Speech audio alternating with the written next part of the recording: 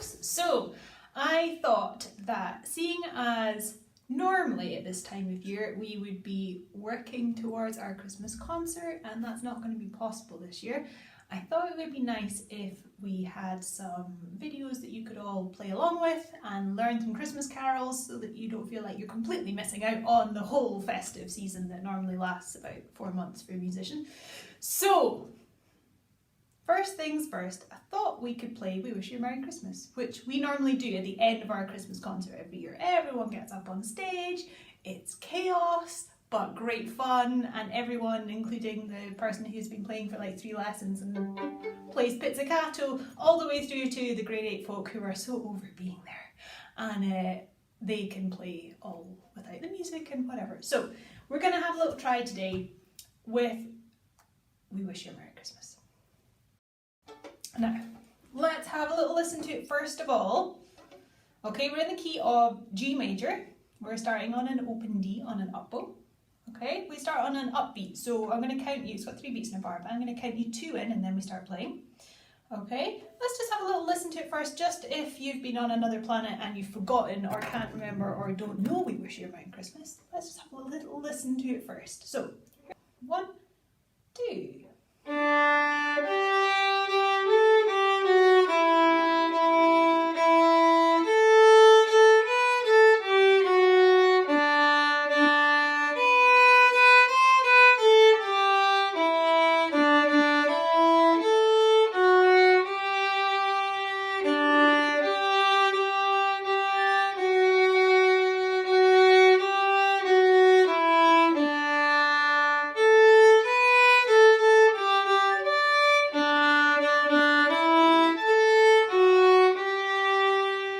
Okay, so as we know, there are lots of different verses and lots of repeats, and you can play it as many times in as many ways as you like, but there are essentially 2 sections. Right, so we're starting on an open D, okay?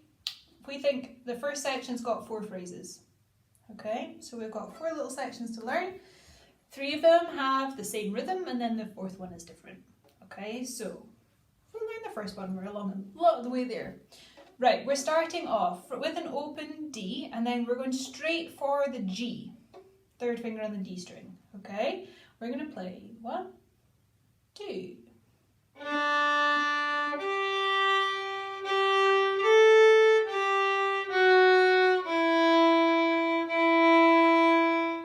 Okay, now here you can either play 4th finger on the D string to give you the A, or you can play open A.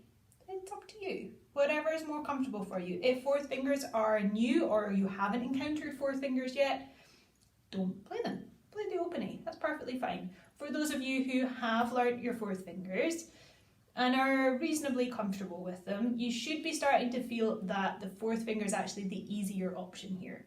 Okay? You can use your 4th finger. It's easier to just use that little set of muscles than it is to cross your string and get back to the note. So if you can use your 4th finger, give it a try. Okay, we're going to go nice and steady again. So this time we're going to try it with the 4th finger if you can. If not, just keep playing it with the open A, that's okay too. So we play 1, 2.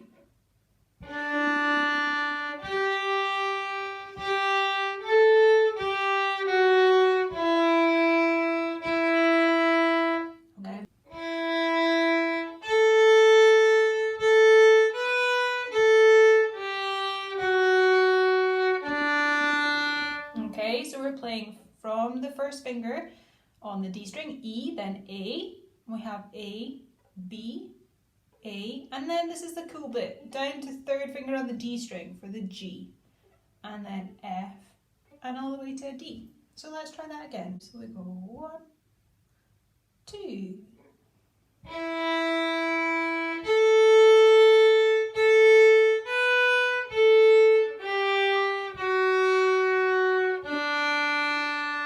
Okay, so you notice that I'm just putting my 3rd finger down on the string.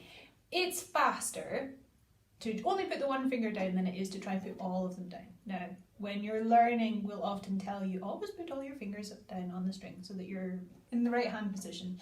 That's absolutely the case when you're learning, okay? When we're in the context of playing different pieces though, sometimes we can bend the rules a little bit so that it is more comfortable and more fluent. All right, so on this occasion, try only putting your third finger down and then adding in your F sharp after. Okay, let's just try second phrase again. 1, 2.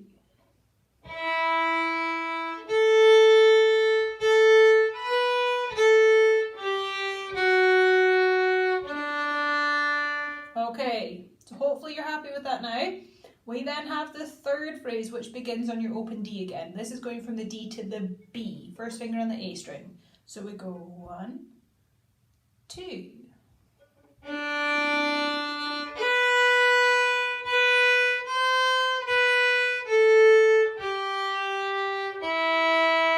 Okay, so again, we're crossing onto the G, the third finger on the D string, for the second last note. So again, just using that one finger on its own before you change to the E, first finger.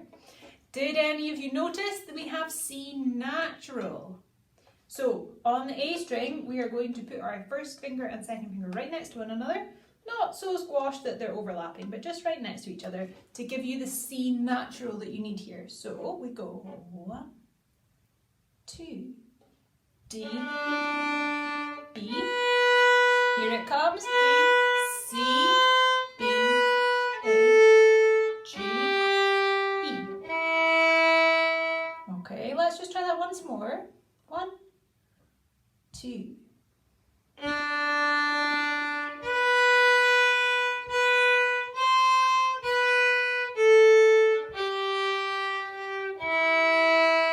Very good, okay? Now, the last phrase starts with 2 quavers on the D string.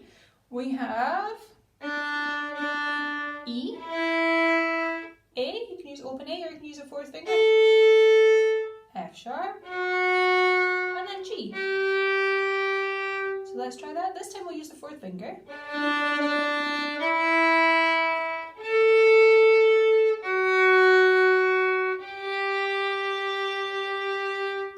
It's up to you, whatever you're more comfortable doing. That's quite a big jump from the E to the A. So if that's not something that you're happy doing, then just use the open string. That's fine, no problem. This is supposed to be Christmas. It's fun. So if it's causing you to worry, then just use the open string. That's completely fine.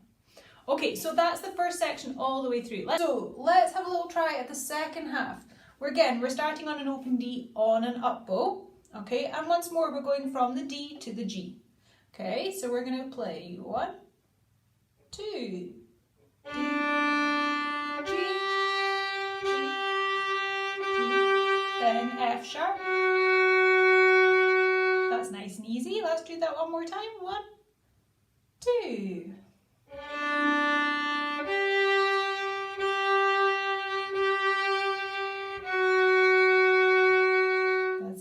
Okay, and then the second bit's going to start on a down bow. Okay, so we have the F sharp, then G, back to F sharp, then E, and then a D.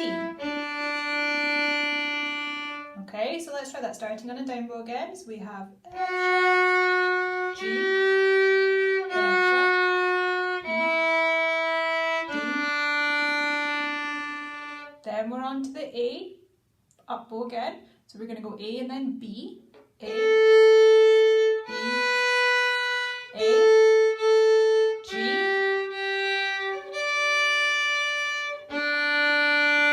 Okay, little exciting moment here. Okay, it's always the third phrase in each section. The first time we had the C natural, now we've got third finger on the D string for the G, followed by the D on the A string, also with the third finger.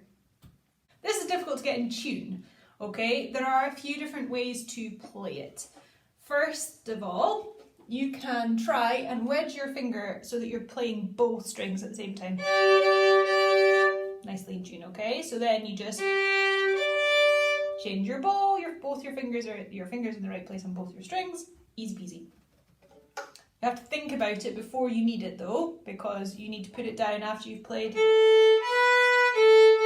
here. When you put your third finger down on the first time, you've got to really think about it then. If you leave it until you need the D, it's too late, okay? If that is the case, your alternative is to pull your finger across the string. This can result in two things. One, you bend the string, which can make the string go out of tune, or you flatten your finger, which can sometimes be uncomfortable, but also make it go out of tune. Everyone's hand and instrument is slightly different. You have to find the way of working it out. If you have particularly wide fingertips, this double stop idea across both strings will be no problem. If you have very narrow fingertips, you might find that that's a little bit harder.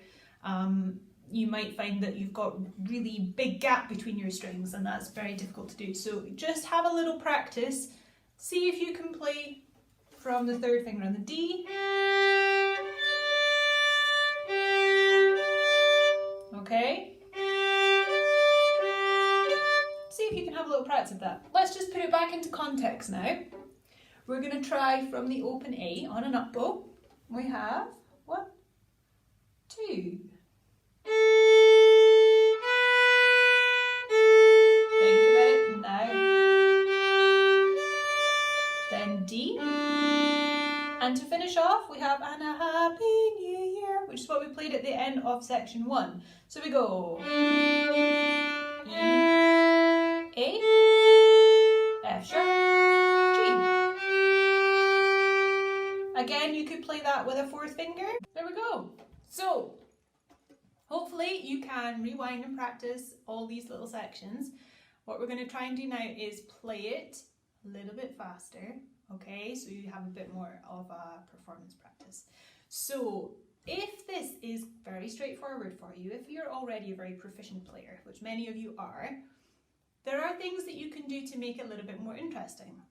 Try and play it in third position instead of in first position. Try and play it up the octave. You can't really play it down the octave unless you're a viola player, in which case you very well could play it down the octave on the C string. That would be lovely.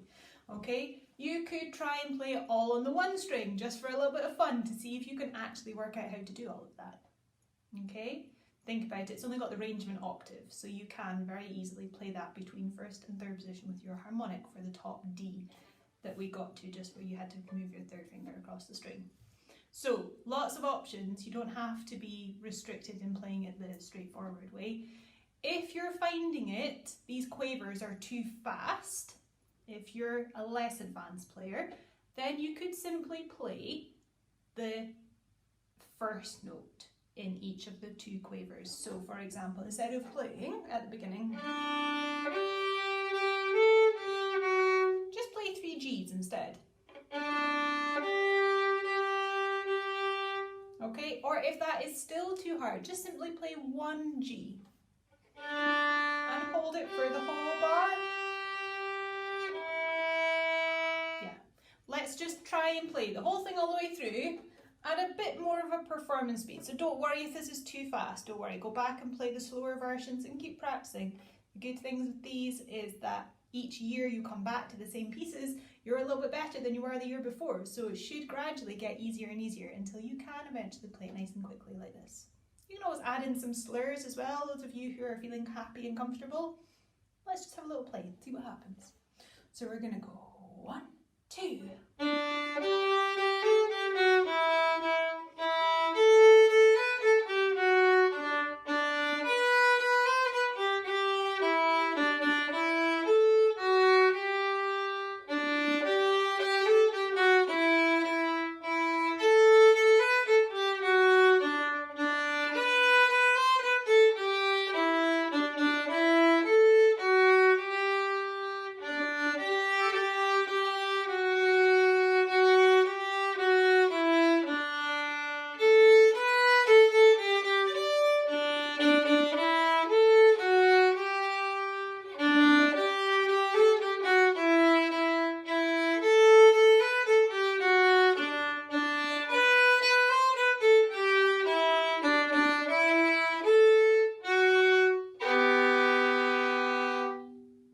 Okay, that was awesome. I hope you all managed at least some of it. Okay, practice it lots, see how you get on. Practice in little sections, keep rewinding and going over it again until you're really, really happy. But that's it for just now. I'll do another little companion video for how to make this a little bit easier for you. Okay? So, bye for now.